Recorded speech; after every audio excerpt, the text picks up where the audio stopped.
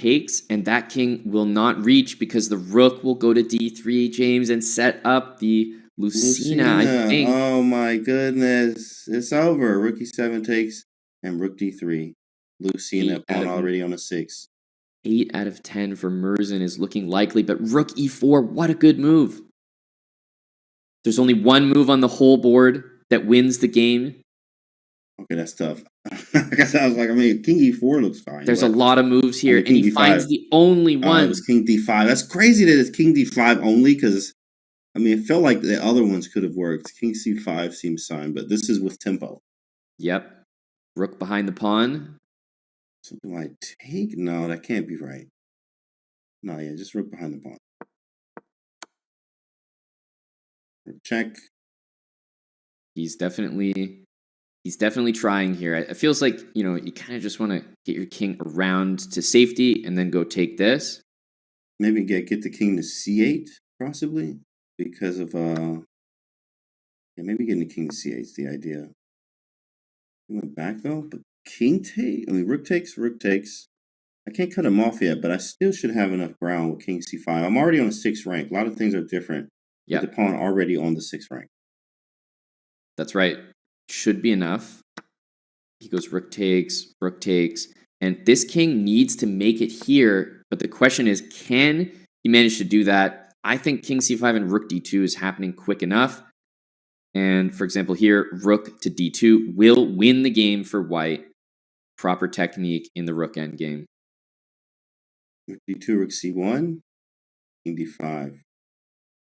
Yeah, I think king c5 is the way to go. You can probably even just keep moving the king and go like that, but the one that stamps the win home for me is rook d2, cutting the king off.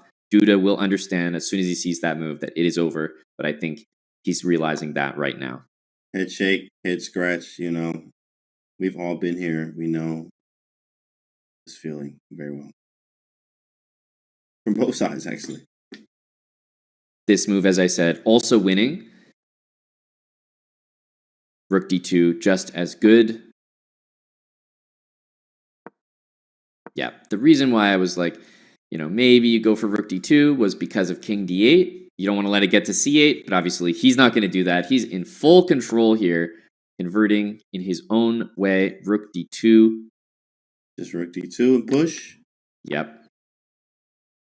And this is a trivial win for someone of this level. We may indeed see a resignation here in a move or two, or he may decide to play it out, but have a look at Duda's face, and I think you will be able to tell that he understands the reality. And then we have a classic. You have a bunch of ways of doing it, but Lucina and also king over, rook check, king to e, d8, rook check. Nice. I wonder, does the chat know the winning chat know technique? How to build it? Build a bridge, chat. Go. Yeah, rook e4.